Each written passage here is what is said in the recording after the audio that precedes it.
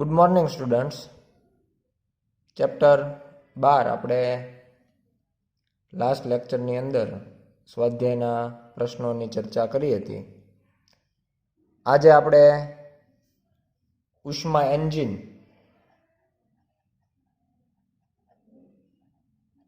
અને તેની કાર્યક્ષમતાની ચર્ચા કરવાના છીએ.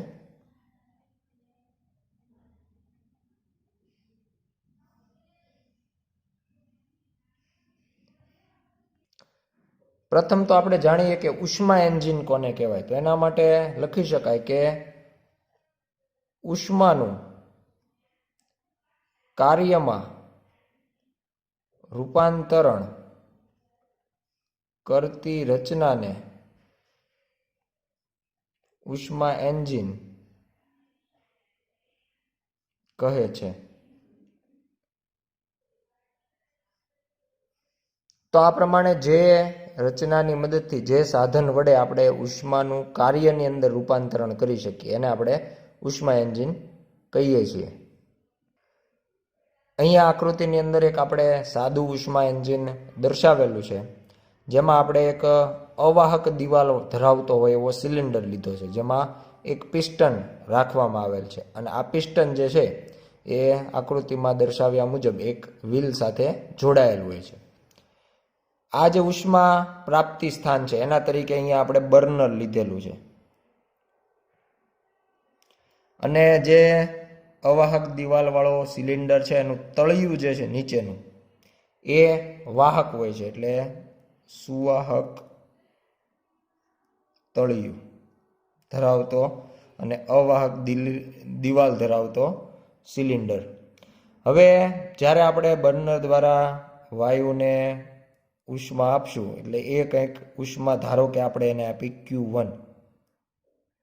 આ બર્નરને આપણે ઉષ્મા પ્રાપ્તિ સ્થાન એવું પણ કહી શકાય કે જેના દ્વારા આપણે તંત્રને, વાયુને કંઈક ઉષ્મા પૂરી પાડીએ છીએ. વાયુને આ ઉષ્મા મળવાના કારણે વાયુ જે છે એનું પ્રસરણ થશે અને પ્રસરણ થવાના કારણે એ પિસ્ટનને ઉપર તરફ ધક્કો મારશે. એટલે અહીંયા આપણે આકૃતિમાં દર્શાવ્યા મુજબ એક પિસ્ટન જે છે એ ઉપર તરફ ગતિ કરશે. આવી પિસ્ટનની ગતિના કારણે એની સાથે જોડાયેલ વ્હીલ જે છે એ આકૃતિમાં દર્શાવ્યા મુજબ ચાક ગતિ કરશે અને છેક આ જે પોઈન્ટ છે ઉપર તરફ આવી જશે પિસ્ટન ઉપર જવાના કારણે. પણ આપણે જ્યારે ઉષ્મા એન્જિનની વાત કરતા હોય તો વ્હીલની જે ચાક ગતિ છે એ સતત ચાલુ રહેવી જોઈએ, જે માત્ર ને માત્ર પિસ્ટનની આવી પુનરાવર્તિત ગતિના કારણે જ થઈ શકે. તો એ માટેની વ્યવસ્થા તરીકે અહીંયા સાઈડમાં એક છિદ્ર રાખવામાં આવે કે જ્યારે પિસ્ટન ઉપર જશે ત્યારે આ ગરમ થયેલી જે હવા છે, વાયુ જે છે એ છિદ્રમાંથી બહાર, આ પિસ્ટન જ્યારે ઉપર જશે ત્યારે વાયુ જે છે એ છિદ્રમાંથી બહાર નીકળી જશે અને જેના કારણે ફરીથી વાયુનું તાપમાન ઘટી જશે અને ફરી પાછો પિસ્ટન પોતાની મૂળ સ્થિતિમાં આવી જશે. તો જે છિદ્ર દ્વારા આપણે વાયુને ઠંડો પાડીએ છીએ એને કહેવામાં આવે ઠારણ વ્યવસ્થા. અને અહીંયા આપણે કાર્યકારી પદાર્થ તરીકે તંત્રની અંદર ભરેલો વાયુ જે છે એ આપણો કાર્યકારી પદાર્થ બને છે. ફરીથી પિસ્ટન નીચે આવવાના કારણે ફરીથી ઉષ્મા મેળવે છે અને ઉપર જશે, એટલે જેના લીધે વ્હીલ જે છે એ સતત પોતાની ચાક ગતિ ચાલુ રાખશે. એટલે અહીંયા ત્રણ બાબતો આપણે ધ્યાનમાં લઈ શકાય. જે સાધન વડે આપણે ઉષ્મા આપીએ છીએ અથવા તંત્ર ઉષ્મા મેળવે છે એ બર્નર, એ ઉષ્મા પ્રાપ્તિ સ્થાન કહેવાય.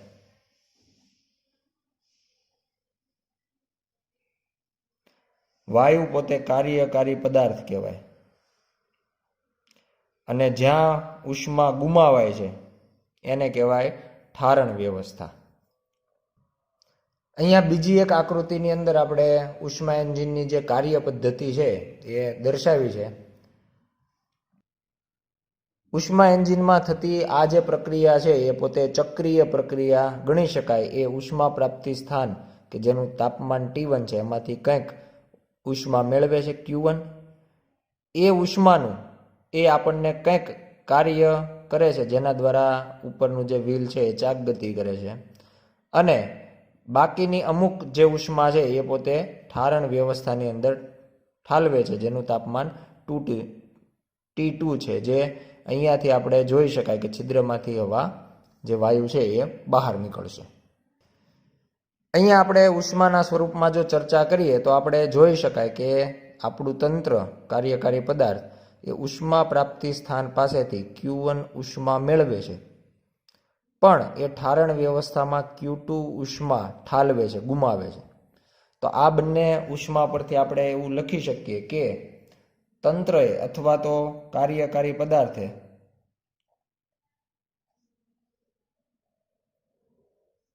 શોષેલ ચોખ્ખી ઉષ્મા ઉર્જા કેપિટલ Q બરાબર Q1 માઇનસ Q2. આ પ્રમાણેના સમીકરણ દ્વારા શોષેલ ચોખ્ખી ઉષ્મા ઉર્જા છે આપી શકાય, કારણ કે ઉષ્મા Q1નું શોષણ કરે છે પણ સામે Q2 ગુમાવે પણ છે, એટલે એને મળતી ચોખ્ખી ઉષ્મા છે આપણે બંનેની બાદબાકી દ્વારા દર્શાવી શકાય. પણ આ જે પ્રક્રિયા છે એ પોતે ચક્રીય પ્રક્રિયા છે, અને ચક્રીય પ્રક્રિયા હોય દરમિયાન તંત્ર દ્વારા શોષાતી ઉષ્મા ઉર્જા તંત્ર દ્વારા થતા ચોખ્ખા કાર્ય બરાબર હોય. આના ઉપરથી આપણે Q બરાબર W લખી શકાય ચક્રીય પ્રક્રિયા માટે, અને ઇઝ ઇક્વલ ટુ સમીકરણ 1 મુજબ Q1 માઇનસ Q2, જે બનશે આપણું સમીકરણ નંબર 2.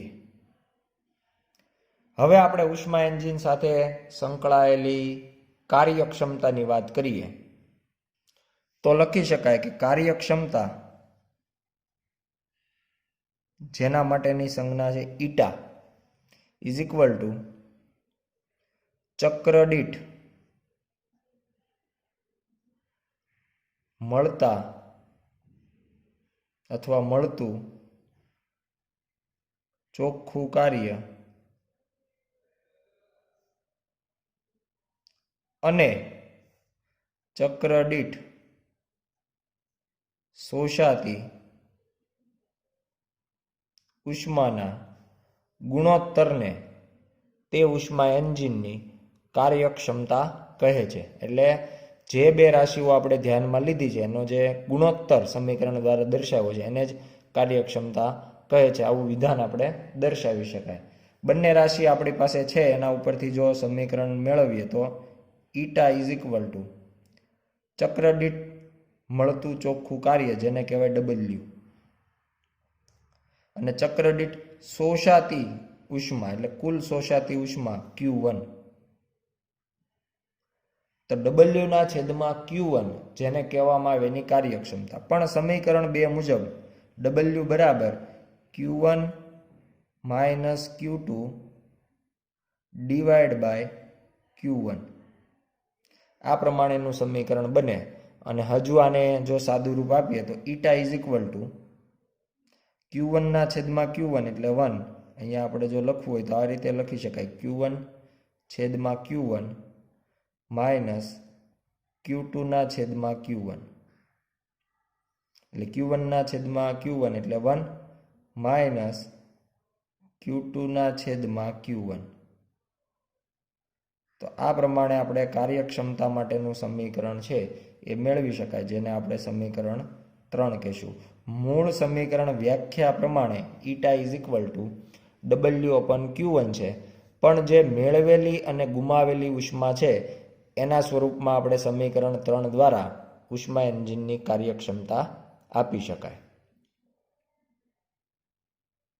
અહીંયા સમીકરણ 3 પરથી આપણે એવું પણ કહી શકીએ કે જો Q2 શૂન્ય હોય, સમીકરણમાં આપણે Q2ની વેલ્યુ શૂન્ય મૂકીએ તો બીજું પદ શૂન્ય થઈ જાય અને ઈટા બરાબર 1 મળે. કાર્યક્ષમતા 1 એનો મિનિંગ કે 100%, 100% જેટલી એને ઉષ્મા આપવામાં આવે બધાનું કાર્યમાં રૂપાંતર થાય એવું આપણે કહી શકીએ. પણ વ્યવહારમાં કોઈ પણ એન્જિન માટે Q2 ક્યારેય 0 હોઈ શકે નહીં. એટલે થોડી ઉષ્મા ઉર્જા ઠારણ વ્યવસ્થાની અંદર ઠલવાતી જ હોય. Q2નું મૂલ્ય ક્યારેય શૂન્ય થતું નથી. અને એના ઉપરથી જ આપણે એવું કહી શકાય કે કોઈ પણ ઉષ્મા એન્જિન હોય એની કાર્યક્ષમતા ક્યારેય પણ 100% એટલે કે 1 હોતી નથી. Q2નું કંઈક મૂલ્ય મળતું હોવાથી આપણને સમીકરણ 3ની અંદર બીજું પદ ક્યારેય શૂન્ય ન મળે. અને શૂન્ય ન મળે તો એકમાંથી કંઈક બાદ થાય. અને એકમાંથી કંઈક બાદ થાય એટલે ઈટાનું મૂલ્ય 100% કરતાં ઓછું હોય, અથવા તો 1 કરતાં હંમેશા ઈટાનું મૂલ્ય ઓછું હોય. એવા જ ઉષ્મા એન્જિન વ્યવહારમાં આપણને જોવા મળે. ઉષ્મા એન્જિનની વાત કરીએ તો ઉષ્મા એન્જિન જે છે એ 2 પ્રકારના હોય છે. એક પહેલું જે છે જેને કહેવાય બાહ્ય દહન. પહેલા પ્રકારનું જે એન્જિન છે એને કહેવાય બાહ્ય દહન. એટલે કે જેમાં જે વાયુ જે છે એનું બહારથી જ દહન થતું હોય. ધારો કે સ્ટીમ એન્જિન છે,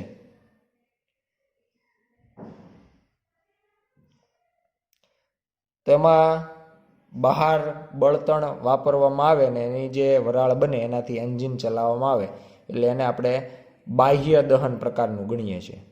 બીજું જે છે એ છે અંતઃદહન.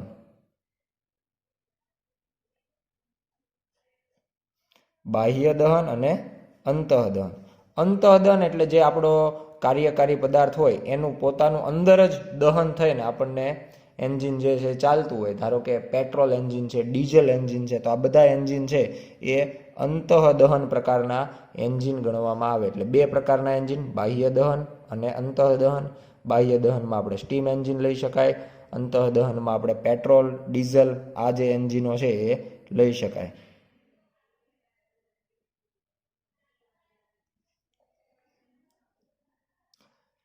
આજે બીજી જે રચના ભણવાની છે જેને કહેવાય છે રેફ્રિજરેટર અથવા તો હીટ પંપ અને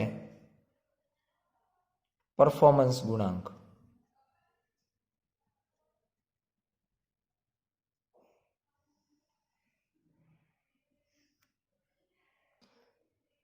રેફ્રિજરેટરની અંદર થતી જે પ્રક્રિયા છે એ ઉષ્મા એન્જિનમાં થતી પ્રક્રિયા સાથે આપણે સાંકળીએ અને એના ઉપરથી જ વ્યાખ્યા આપીએ તો એવું કહી શકાય કે ઉષ્મા એન્જિનમાં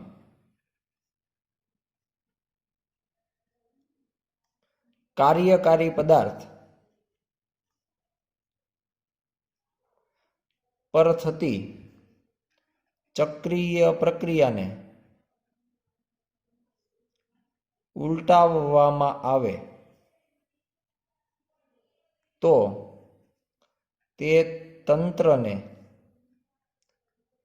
રેફ્રિજરેટર અથવા તો હીટ પંપ કહે છે. એટલે ઉષ્મા એન્જિનમાં જે પ્રક્રિયા થતી હતી એને ઉલટાવી નાખવામાં આવે તો એનાથી આપણને રેફ્રિજરેટરની પ્રક્રિયા મળે.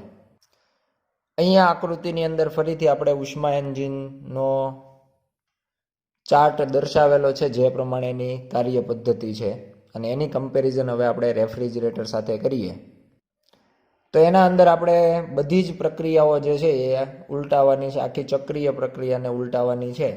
એટલે જે પ્રમાણે ઉષ્મા એન્જિન ઉષ્મા પ્રાપ્તિ સ્થાનમાંથી ઉષ્મા મેળવે છે અને કાર્ય કરે છે, અને વધારાની જે ઉષ્મા છે એ Q2 ઠારણ વ્યવસ્થામાં ઠાલવે છે, એના કરતાં આખી પ્રક્રિયા ઉલટી થઈ જશે. આકૃતિમાં દર્શાવ્યા મુજબની રેખાકૃતિ છે એ રેફ્રિજરેટર માટે બને. અહીંયા આપણે કોઈ નીચા તાપમાને રહેલી વ્યવસ્થા હોય જેને તમે ઠારણ વ્યવસ્થા પણ ગણી શકો, કે જેનું તાપમાન T2 હોય, એના પાસેથી કાર્યકારી પદાર્થ એન્જિન એ ઉષ્મા મેળવશે. આના કરતાં વિરુદ્ધ, જેમ એન્જિન ઠારણ વ્યવસ્થાને ઉષ્મા આપે છે એના જગ્યાએ ઠારણ વ્યવસ્થા અથવા તો નીચા તાપમાને રહેલી વ્યવસ્થા પાસેથી એ કંઈક ઉષ્મા મેળવે છે, Q2. અહીંયા આપણે એન્જિન ઉપર બહારથી કાર્ય કરવું પડશે. અહીંયા એન્જિન દ્વારા કાર્ય થતું હતું, અહીંયા એન્જિન પર કાર્ય થાય છે. અને સંયુક્ત અસરના કારણે આપણું જે રેફ્રિજરેટર એન્જિન છે એ ઊંચા તાપમાને રહેલ પરિસરને કંઈક Q1 જેટલી ઉષ્મા આપે છે. એટલે અહીંયાના ત્રણેય જે તીર છે એ ઉલટાવી નાખવામાં આવે. એટલે Q2 છે એ એન્જિન તરફ કરવામાં આવે, W એન્જિન તરફ કરવામાં આવે અને Q1 એન્જિનથી દૂર કરવામાં આવે. તો એ પ્રમાણે આપણને ત્રણેય પ્રક્રિયાઓ ઉલટાવી દીધી અને એનાથી બની જશે રેફ્રિજરેટર. અહીંયા ઉષ્મા એન્જિન અને રેફ્રિજરેટરની વાત કરીએ તો આ આકૃતિની અંદર, રેખાકૃતિની અંદર જોઈ શકાય કે ઉષ્મા વધારે તાપમાનથી ઓછા તાપમાન તરફ જાય છે. અહીંયા T1 ગ્રેટર ધેન T2 હોય એટલે વધારે તાપમાનથી ઉષ્મા ઓછા તાપમાન તરફ જાય, જે આપમેળે પ્રક્રિયા છે જે આપણે સૌ જાણીએ છીએ કે ઉષ્મા હંમેશા વધારે તાપમાનથી ઓછા તાપમાન તરફ જાય. અને એટલા માટે અહીંયા કાર્ય આપણને ધન મળશે, એટલે તંત્ર દ્વારા, એન્જિન દ્વારા કાર્ય મળશે.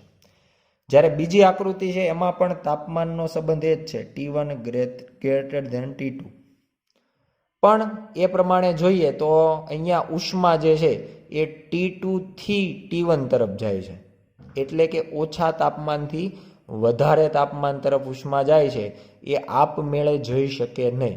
એટલા માટે આપણે અહીંયા બાહ્ય કાર્ય કરીને આપણે આવું કરાવવું પડે છે કે ઉષ્માને ઓછા તાપમાનથી વધારે તાપમાન તરફ લઈ જવા માટે અહીંયા આપણે બહારથી તંત્ર પર કાર્ય કરવું પડશે. એટલે આ કિસ્સામાં આપણે તંત્ર પર કાર્ય કરવું પડે, જ્યારે અહીંયા તંત્ર દ્વારા કાર્ય થાય છે. રેફ્રિજરેટરની અંદર એક મહત્વની રાશિ જેને કહેવામાં આવે પરફોર્મન્સ ગુણાંક, એ મેળવી શકાય. એના માટેની વ્યાખ્યા આપણે એવી આપી શકાય કે પરફોર્મન્સ ગુણાંક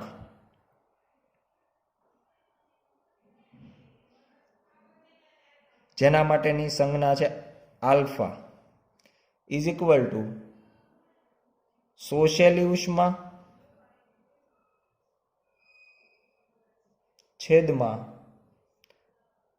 કરવામાં આવેલ કાર્ય. આપણે તંત્ર પર કાર્ય કરે છીએ એટલે આ જે વ્યાખ્યાઓ છે એ હંમેશા એક ચક્રના સંદર્ભમાં આપવામાં આવતી હોય.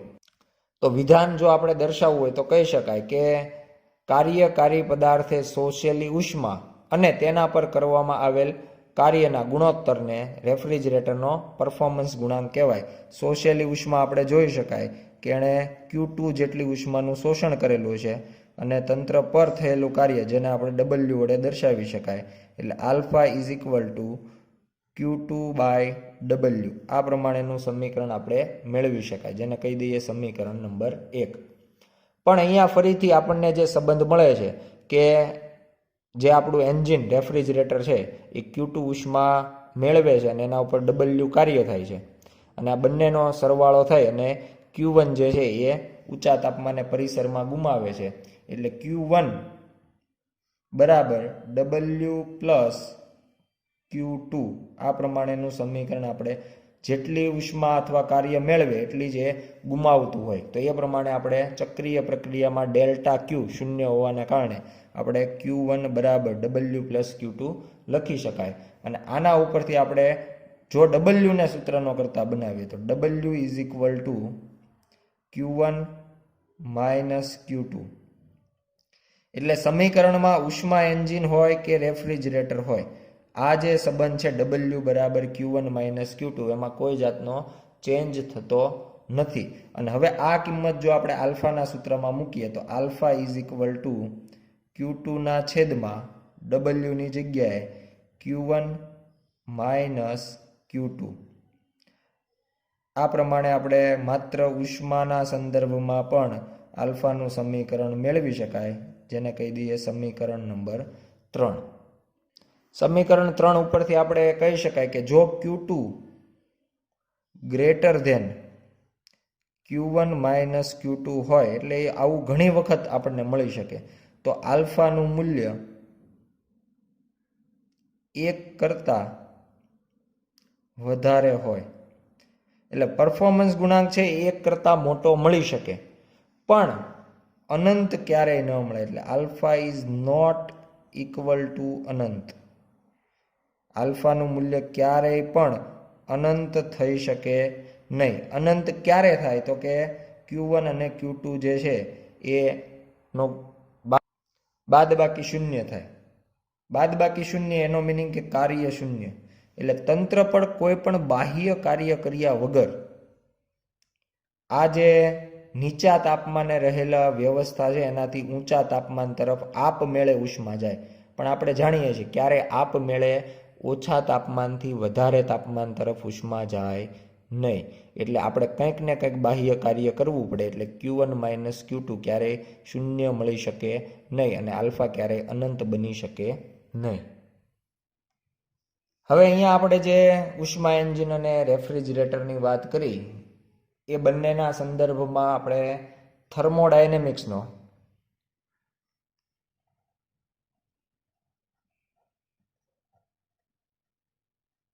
બીજો નિયમ આપી શકીએ. બીજા નિયમ માટેના 2 વિધાનો છે. એમાં પ્રથમ વિધાનની આપણે વાત કરીએ તો પ્રથમ વિધાનને કહેવામાં આવે કેલ્વિન પ્લાન્કનું કથન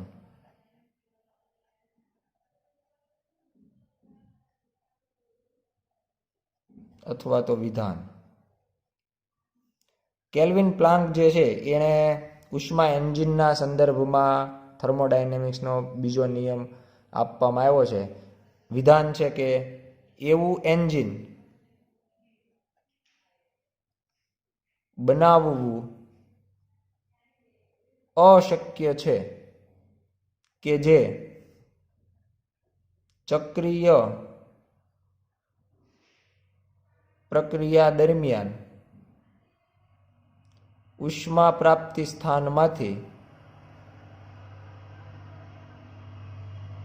ઉષ્માનું શોષણ કર્યા બાદ પૂરેપૂરી ઉષ્માનું તેટલા જ કાર્યમાં રૂપાંતર કરે. જો આ પ્રમાણે હોય તો આના માટે આપણને કાર્યક્ષમતા 1 મળે, પણ એવું એન્જિન બનાવવું અશક્ય છે. એટલે ઈટા બરાબર 1 ક્યારેય હોઈ શકે નહીં. ટૂંકમાં જો આપણે કેલ્વિન પ્લાન્કના કથનને લખવું હોય તો ક્યારેય પણ ઈટા ઇઝ ઇક્વલ ટુ 1 હોઈ શકે નહીં. એટલે કે eta is not equal two 1. આના માટે જો આપણે રેખાકૃતિ દર્શાવીએ, અહીંયા આપણે એક ઉષ્મા એન્જિન માટે રેખાકૃતિ દર્શાવી છે. એમાં જોઈ શકાય કે ઉષ્મા પ્રાપ્તિ સ્થાન T1 તાપમાન ધરાવતું હોય એમાંથી Q1 ઉષ્મા મેળવે અને બધાનું કાર્યમાં રૂપાંતર કરે. ઠારણ વ્યવસ્થા જે T2 તાપમાને છે એમાં કોઈ જાતની ઉષ્મા જતી નથી. એનો મિનિંગ કે Q1 is equal to W થાય. પણ આવું કોઈ ઉષ્મા એન્જિન શક્ય નથી, જેને કહેવાય થર્મોડાયનેમિક્સનો બીજો નિયમ કેલ્વિન પ્લાન્કનું કથન. બીજા કથનની વાત કરીએ જેને કહેવાય ક્લોસિયસનું કથન.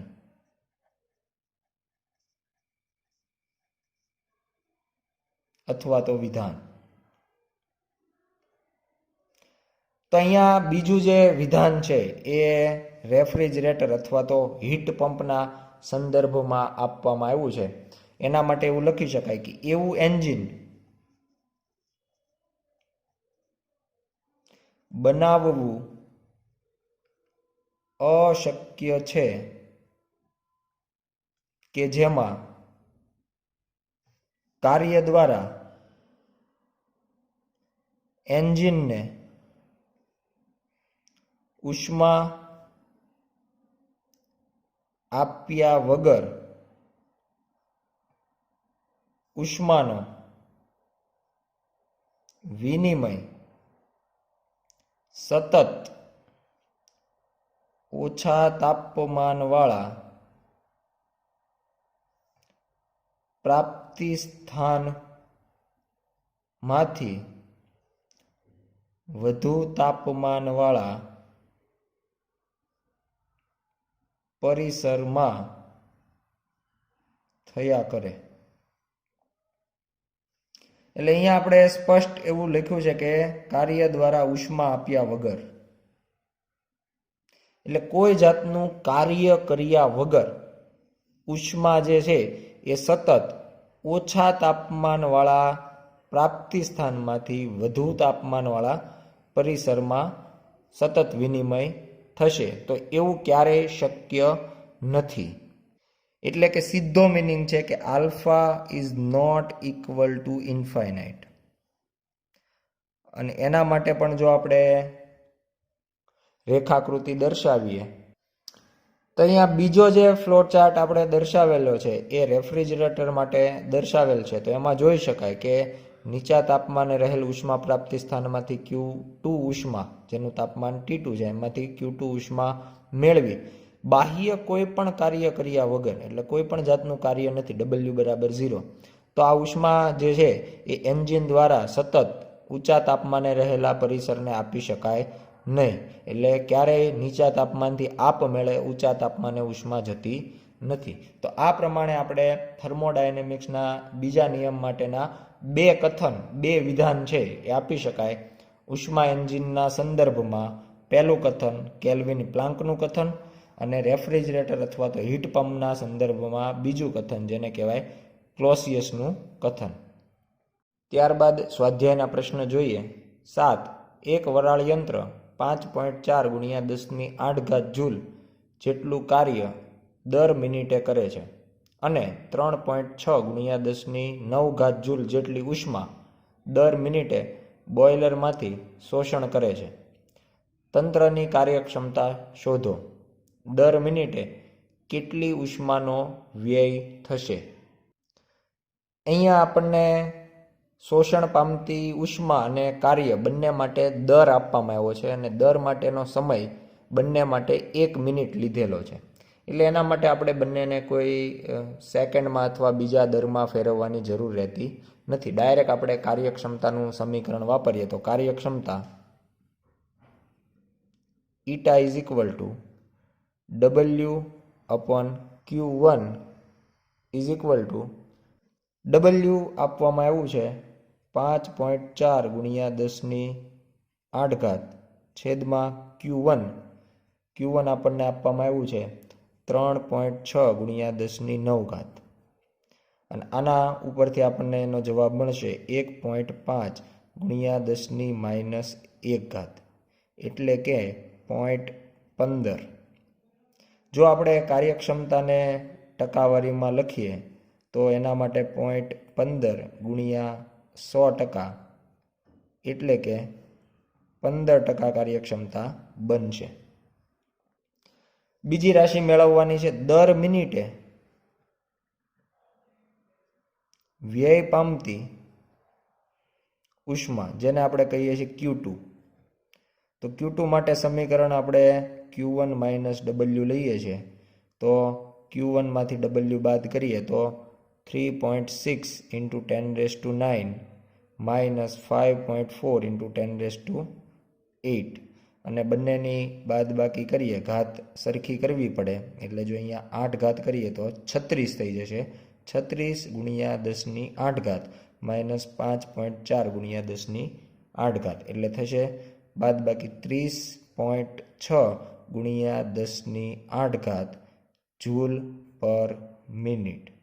તો આ પ્રમાણે આપણે Q2 જે છે એનો દર મેળવી શકાય.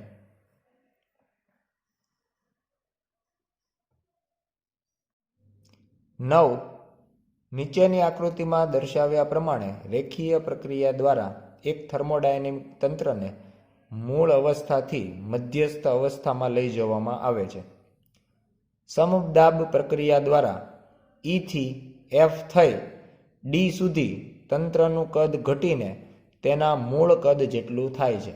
તો D થી E થી F દરમિયાન વાયુ દ્વારા થતું કુલ કાર્ય શું થશે? અહીંયા આપણને પી વિરુદ્ધ વીનો આલેખ આપવામાં આવ્યો છે અને આપણને ડી થી ઈ થી એફ દરમિયાન થતું કુલ કાર્ય મેળવવાનું કીધેલું છે. તો એના માટે આપણે આખો જે પ્રક્રિયા છે એને બે ભાગમાં વિભાજિત કરી શકીએ. પહેલો જે ભાગ છે એને આપણે લઈએ માત્ર ડી થી ઈ, એટલે ડી થી ઈ બતાવીએ તો આકૃતિમાં ડી બિંદુથી ઈ બિંદુ આપણે જોઈ શકીએ.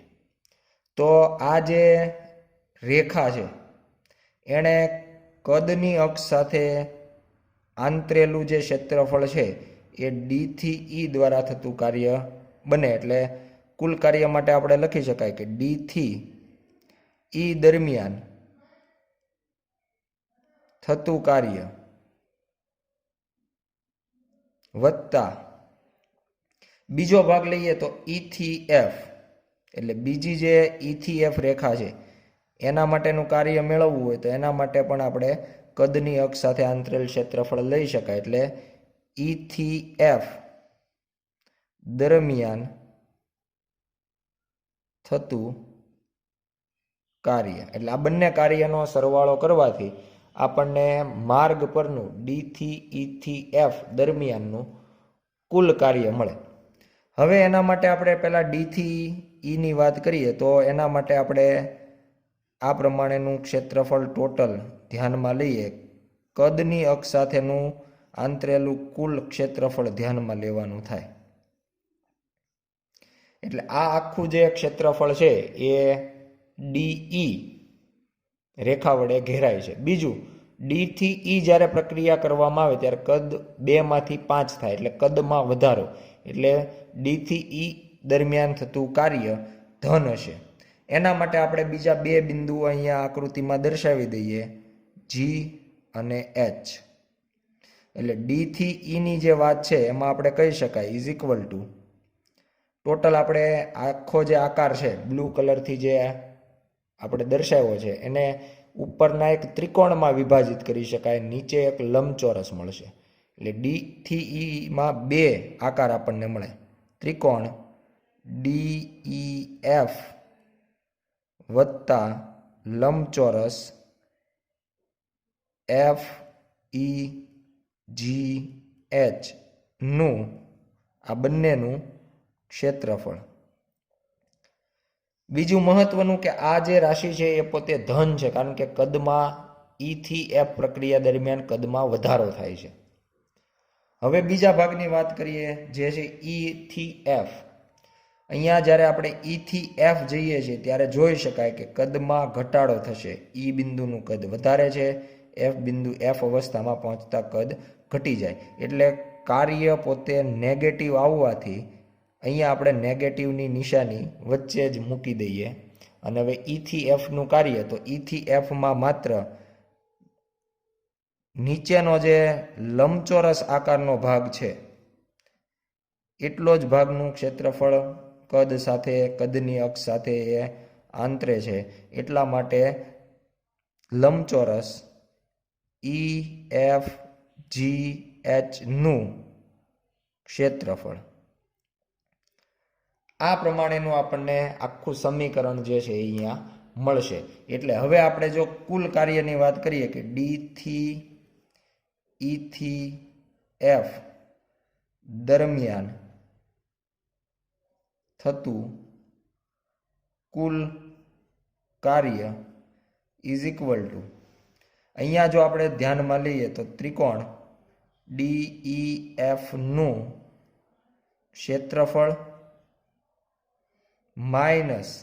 પ્લસ અહીંયા બીજું જે છે એ ચતુષ્કોણ અથવા તો લંબચોરસ FEGH નું ક્ષેત્રફળ.